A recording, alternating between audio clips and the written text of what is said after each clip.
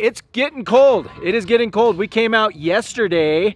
Our hose was frozen. It's a lot warmer today than it was yesterday, so I'm hoping this hose is fine. Henley went and turned it on. Yeah, all right, cool. We have water, so that's exciting.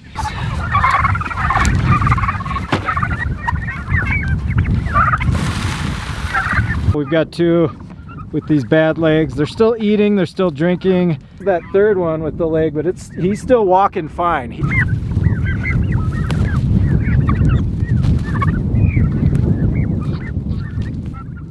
Good morning, my name is Dustin Alleman. This is Alleman Family Homestead, and our hope for this channel is that you're able to pick up a tip, a trick, a golden nugget to help you on your homesteading journey. If that is the case, go ahead, hit subscribe below, drop a comment below. It helps us with the YouTube algorithm to attract more individuals like you. Give us a like, give us a thumbs up. Appreciate the comments, feedback. Come along for our journey. Hey, today it's getting cold. It is getting cold. We came out yesterday and our hose line all the way out to where our pigs and our birds are was completely frozen. We had to throw the water trough heater in the cow trough. And so now we've got to start disconnecting the hose line and walking it and draining it every day. So just a few changes. We'll bring you along for the journey. There was something else I was going to talk about, but hopefully I'll remember here. We'll bring you along.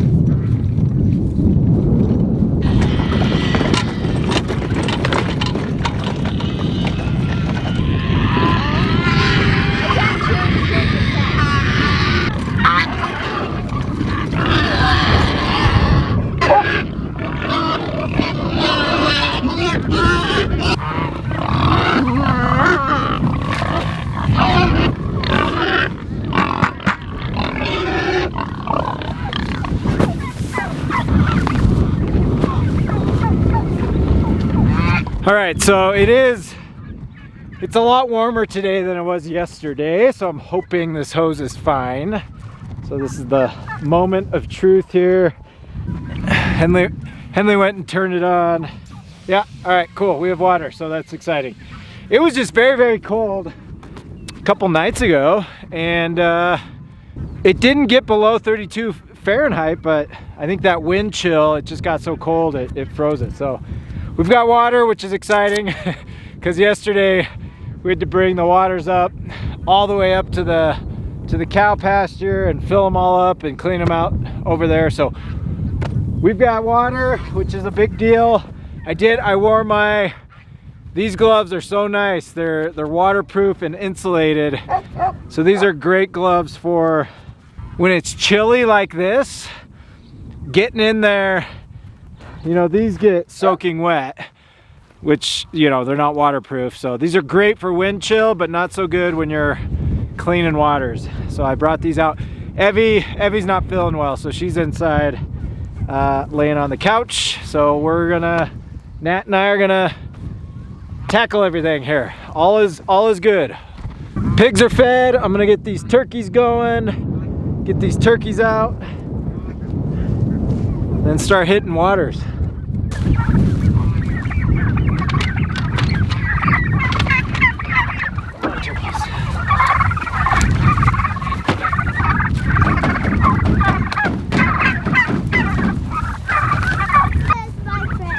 Cece's your friend? Hi, Cece. Yeah, she's a good doggy, huh? That other one's strong. We need this one.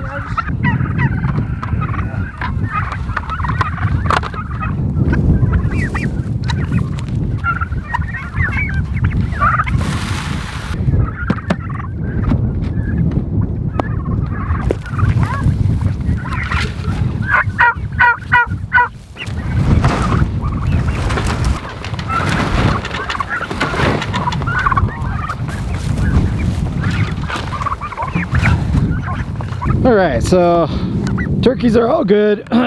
We still have a couple. We've got two with these bad legs. They're still eating, they're still drinking.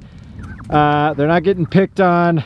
So we're just gonna continue to monitor. I mean, look, at the end of the day, if we can still grow them, and harvest them at a decent weight, then that's the ideal.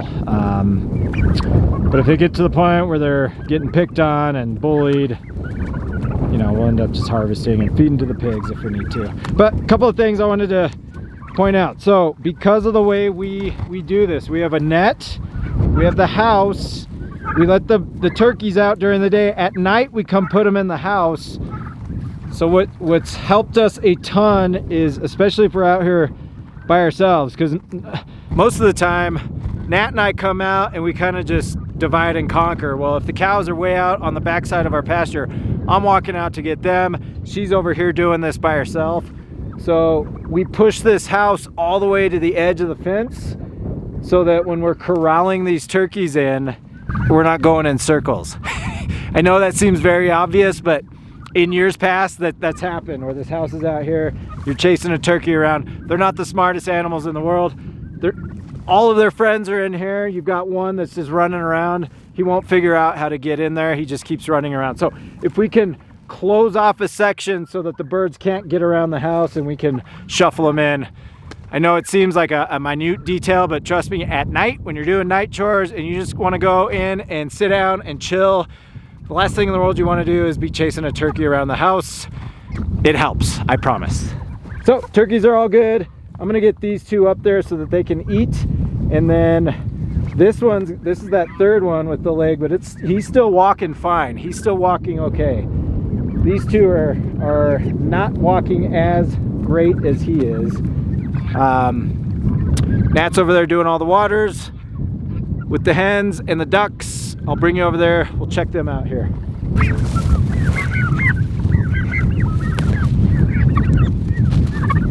And then update on our Pyrenees. So Sisu's over here, Raya is over there.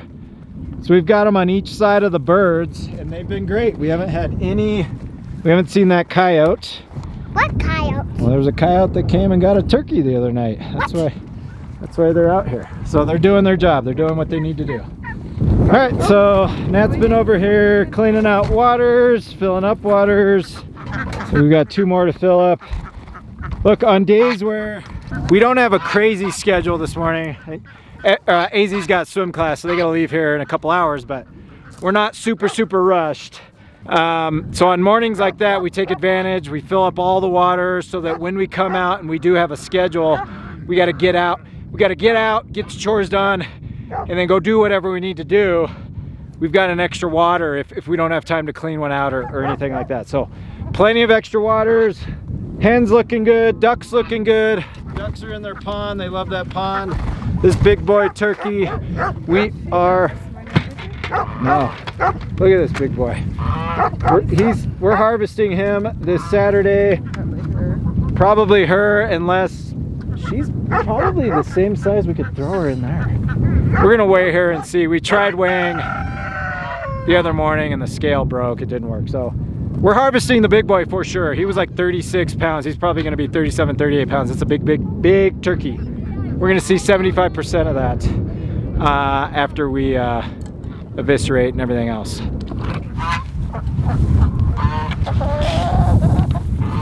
Let's wet it.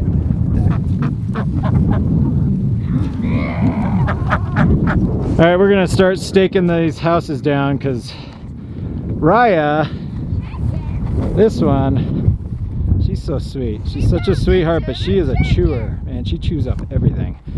It's destructive. Yes, you are, girl. Huh. So I'm gonna hammer this in. I hammered Sisu's in over there with some stakes. We'll see if that helps. They still need to be fed too.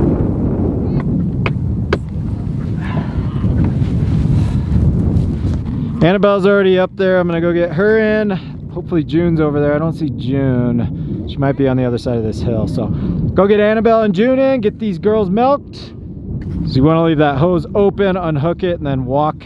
Thankfully it's all downhill. This is all going uphill to the source. So hopefully it just drains. But when it gets really cold, I will literally pick that hose up and walk it and drain it myself.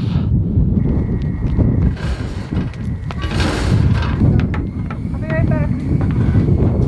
Okay. Okay, so we'll go do I don't think we've done a mama pig check since we got her either, so go check on her. She's getting a little more used to us. We spent some time with her this past weekend. Went in there with some food and some scraps, and just in there petting on her and just being around her. It just takes time. It takes time for them to get used to a new environment. I think the way we have it scheduled, so next year is not going to be ideal. We are not in an ideal timeline to breed these pigs, but it is what it is. I believe we're going to try to get, I think her heat cycle's coming up in about a week and a half. We're going to skip that one just because we had stuff going on. I think we were out of town for a few days during that. If we were to breed her this heat cycle, she could have those babies right around the time that we're gone, which we absolutely do not want. I think once these piglets are about 2 weeks old, they're fine, or at least they were with us, and they didn't have a mama, right? So they're probably fine, but we want to be there for the birth just because of our last experience that was just not fun, not ideal. So I think we're going to skip this heat cycle, which is going to put us like sometime in November. We're going to breed, which gives us baby pigs, I think, in March. And then we'd harvest in November, which again is not ideal. We've done that 1 year, and it's mid-October right now, and it's starting to get cold. You're dealing with the 55-gallon drum freezing up. You're dealing with hose line issues. By the time it freezes here, if we do it the correct way, and again, this will just be an exception just because we got the mama pig, from here on out, I mean, we want everyone harvested. I'm talking meat chickens, turkeys. We didn't do meat chickens this year. I can talk about that another time. We want meat chickens, turkeys. We want the pigs all slaughtered by ideally mid to end of October for our weather cycle. That way we're not dealing with freeze issues. And then by then, we've harvested the garden, and then we put all of our remaining birds, our flocks, our laying hens, our ducks, are going to be in the high tunnel, and then moving forward, our mama pig and our daddy pig are going to be in the high tunnel as well. But now we're in an enclosed area. We control the situation. We're not dealing with freezing and thawing and just all that entails. That's what works for us in our climate. Again, we're in Colorado. That's what works for us.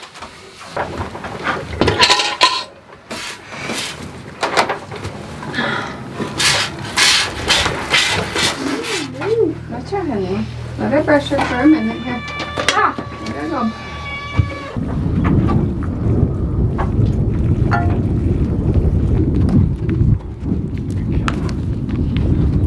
Let's go. No, it's fine.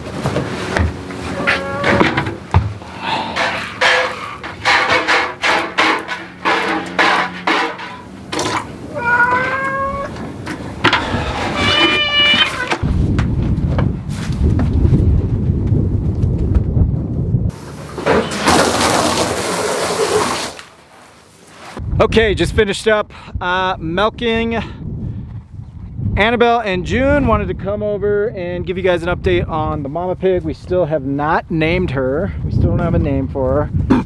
Yeah, she's still a little sketchy, but she's doing good. She's eating, she's drinking. Like I said, we came out a couple days ago, hung out with her, hand fed her, was petting her, getting close to her neck and her belly and everything else, and it just takes time. It takes time. So on the horizon here in the next, I don't know, month or two, we will breed her, and then we'll start the journey again. We are gonna call it a day today. As always, we appreciate each and every one of you. Our hope for this channel is that you are able to pick up a tip, a trick, a golden nugget to help you on your homesteading journey. If that is the case, go ahead and hit subscribe below, drop a comment below, give us a like, some thumbs up. Appreciate the comments, feedback. Catch y'all next time.